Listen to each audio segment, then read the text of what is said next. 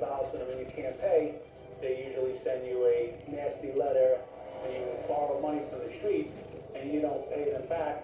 They'll send a couple of goons to your house and break your legs, break your arm, and make you pay. The Russian mob has their own set of rules, so if they have to get paid back, then they make sure they get their money back. This could be what happened to Mr. Stark. At NIB, you can make a claim, do a free health check, and more, all on our app. We invited one of our members to pop in and chat about it. They must be stuck in traffic. NIB, as exciting as health insurance gets. It's back! GYG's full shiitake mushroom taco with vegan herb mayo. It starts with GYG's plant-based full shiitake mushroom filling in a soft or hard shell taco. Tomatillo salsa, topped with crispy iceberg lettuce, freshly made pico de gallo salsa, and vegan herb mayo to finish. Shiitake mushrooms are back at your local GYG now. I know. Spread the word. Love ya. We could tell you we make the switch to EV simple, or finding the right charging solution as easy as enjoying the drive. And that from coast to coast. You can rely on our Ford EV dealers. But you need to experience it yourself. Test drive Mustang Mach-E today. Queensland. It's a great place to call home. But as we know, the weather can turn in an instant. If your home could talk, would it ask to be covered by the experts? Search Suncorp Home Insurance today. In the abduction and killing of Menachem Stark, detectives have learned the loving father and Brooklyn businessman was over $40 million in debt and may have owed money to the Russian mob. As investigators, the alarms go off in our heads, especially when you start hearing of money coming from potentially a Russian mobster. Mr. Stark's business partner, Israel Perlmutter, I'm sure he was elusive with me because he knew that borrowing money from people in organized crime was a very bad business mistake. Mr. Perlmutter indicated to me that he was very frightened at this time and concerned about his well-being. I think it goes with him saying that if you can't get approved for a conventional bank loan, your next best choice probably shouldn't be the mob. Borrowing a couple $100,000 from the Russian mafia in New York City, in terms of repayment plans, there's obviously significant personal risk attached to defaulting on that loan. To pay back their debt to the Russian mob, Mr. Perlmutter reveals he and Menachem turned to a loan shark named Abe Hoffman. Mr. Hoffman is somebody that people turn to get out of some type of trouble, hence the term loan shark. Menachem had gone to Mr. Hoffman and borrowed $500,000 to cover the money that was allegedly borrowed from a Russian mob figure from Brooklyn. We spoke with Mr. Hoffman, and he had told us that he had known Menachem for many, many years, had done business with Menachem many times, and had no issues dealing with him. So Mr. Hoffman deposited $500,000 in Mr. Stark's account the day before Mr. Stark's death. So once we've learned that, Mr. Hoffman was a person of interest, but not a suspect. Because it doesn't make sense to kill somebody who's going to owe you $500,000.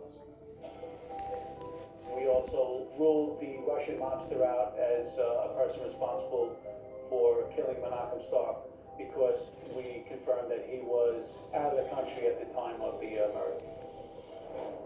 With another suspect eliminated, detectives find themselves back at square one. There was connections to loan sharks. There were connections to the Russian mob. You're dealing with a lot of shady individuals. It can be difficult to determine who did what. There was a lot of pressure to solve this case. The family was very involved and the press was all over the story. We were following up with everything we could. We have no specific leads that are meeting anywhere right now. getting a little discouraging at this time. But it's one of those things where you don't go home until you solve the case. If you didn't like the pressure, you wouldn't be in the Brooklyn squad. Detectives refocus on the time Menachem Stark was last seen alive. One of the angles investigators were looking into was that this was premeditated. The people that kidnapped Mr. Stark, how could they know that he was at his office at a specific time? It wasn't just luck that they went out in a blizzard, hung out outside his office at 11:30 at night, and Mr. Stark walked out. So the theory was they had to have had a way to know where Mr. Stark was. We started to put together that, maybe there was somebody who was giving information to the killers, or there was some tracking advice on Menachem's car. There was a trend that we saw in certain crimes through Brooklyn, because detectives talk to each other. It was sort of a cheap GPS device where people would take cell phones with location trackers on it and sticking them in people's cars or underneath people's cars, and they were able to follow victims or know where they are and be able to abduct them or shoot them. Armed with this new information, investigators worked the theory that Menachem Stark's SUV was being tracked by his killers. Crime scene detectives are brought in to, again, forensically go over Mr. Stark's car. The only way to find out if there was a tracking device under the car was to look.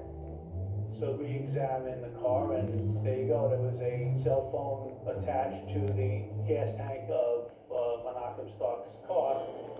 It was the general consensus that whoever put the phone on the Menachem Stark's car is going to be the guy, or the guy that could lead us to who killed him. Now we have the phone, and it blew the whole case wide open. We could tell you we make the switch to EV simple, or finding the right charging solution as easy as enjoying the drive. And that from coast to coast, you can rely on our Ford EV dealers. But you need to experience it yourself. Test drive Mustang Mach-E today. Oh, Andy, you do not need to go to such great lengths to watch free-to-air TV with me. Hubble's got the free-to-air TV you love fused into our integrated TV guide. Everybody's hubbling. That's the MVP. The results speak for themselves. Hands down, they go. An expert in the field. CeraVe. Developed with dermatologists. Like me. Formulated with 3 essential serums to restore your skin barrier and keep it hydrated for 48 hours. You look fabulous. I feel fabulous. Of course you do. It's CeraVe, the MVP of skincare. Oh, how good's that? In the homicide of real estate developer Menachem Stark, detectives have finally got a break in the case.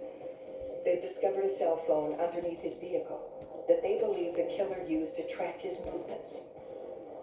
The discovery of this phone was important because law enforcement now can do what's called a forensic extraction, and they can get the data if it's in the cell phone. Finding the cell phone beneath Menachem Stark's car is a huge break for investigators. Devices like cell phones can be treasure troves of evidentiary information, names, numbers, other data that can help lead investigators to his killer.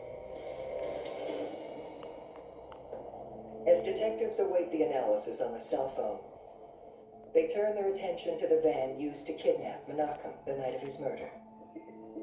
The auto crimes expert had narrowed down the make and model of this van. He had told the detectives they were looking for a Dodge Caravan, and he gave them a year.